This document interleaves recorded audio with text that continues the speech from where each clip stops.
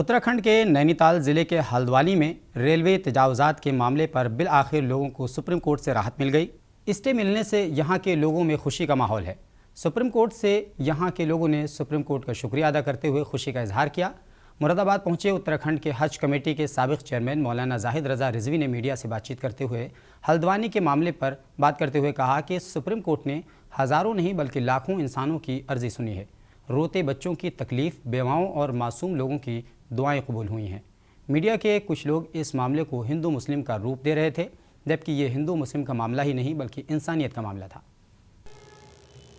सबसे पहले तो मैं अल्लाह रब्बुल इज़्ज़त का बेपनाह शुक्रिया अदा करता हूँ,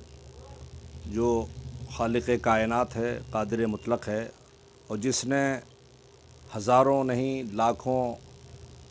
मुसलमानों की नहीं इंसानों की फ़रियाद को सुना, बेवाओं की, बच्चों की के तड़पते हुए और बिलखते हुए आंसू को देखा, और अल्लाह रब्बुल इज़्ज़त ने उन तमाम मज़लूमों की और मासूमों की दुआएं कबूल की।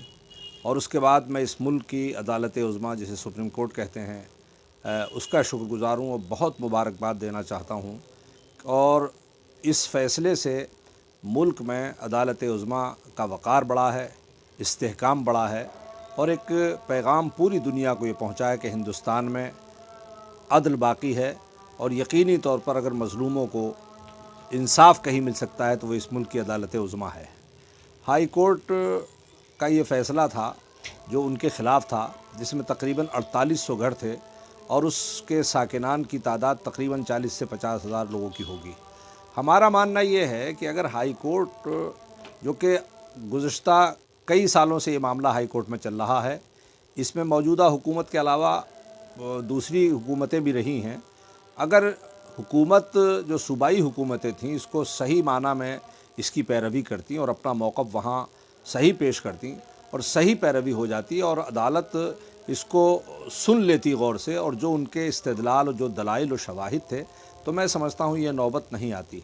मैं फिर बार बार ये बात कहता हूँ कि जो चाहे वो मीडिया के दोस्त हों, चाहे कुछ तंजीमें हों, कुछ अफराद हों, इसको जो हिंदू मुस्लिम करके इसको पेश करना चाहते थे और जो निफाक और तफरीक पैदा करना चाहते थे इस मुल्क के और ख़ास तौर पर उत्तराखंड सूबे की फ़ज़ाओं में, उस माहौल में, ये हिंदू मुस्लिम नहीं है। मैं कहता हूँ कि अगर 100 लोगों की आबादी में 10 बरादरान वतन यानी हिंदू भाइयों के घर हैं, अगर 10 मस्जिदों में 2 भी मंदिर हैं, तो वो भी तो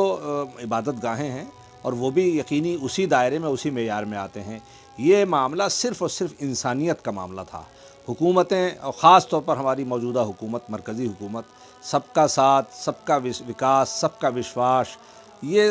यकीनी तौर पर बहुत बड़ा नारा है, और इसी नारे के तहत सूरज से ज़्यादा ये दलील रोशन है कि हमारे मुल्क के वज़ीर आज़म ने 2019 में तकरीबन 17 साढ़े 1700 कॉलोनियाँ दिल्ली की, जिनको अवैध कहा जाता है, ये लफ्ज़ उसमें था कि वह अवैध कॉलोनियाँ हैं। मुल्क के वज़ीर आज़म को, मुल्क की हुकूमत को ये इख्तियार था कि उन्होंने पार्लियामेंट में बिल लाए और उन 1700 कॉलोनियों को जो अवैध और नाजायज़ थी उसको जायज़ कर दिया, वैध कर दिया। तो मैं समझता हूँ कि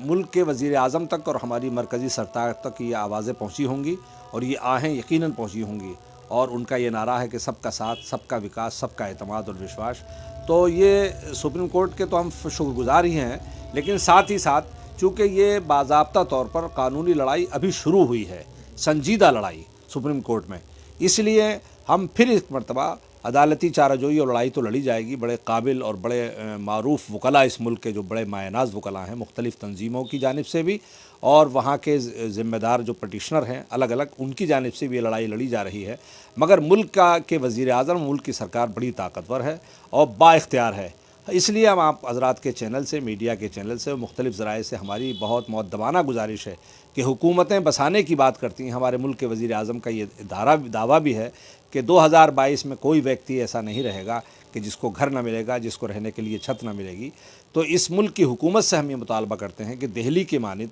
वो अपने इख्तियारात को बरूए कार लाएँ, और इसी तरह जिस तरह उन्होंने 1700 कॉलोनियों अवैध कॉलोनियों को वैध और जायज़ करार दिया है, हल्द्वानी के मामले में भी वो अपनी ताकत का और अपने इख्तियारात का इस्तेमाल करें और यकीनी तौर पर उन तमाम लोगों को जायज़ करार दें, चूँकि वो आज की आबादी ने, रेलवे गालिबन 1974 में आया है اور وہ آبادی جو ان کے ساتھ ڈاکومنٹس ہے، بلکہ بہت سے ثبوت و شواہد اس بات کے ہیں RTI کے، جو وہاں کے لوگوں نے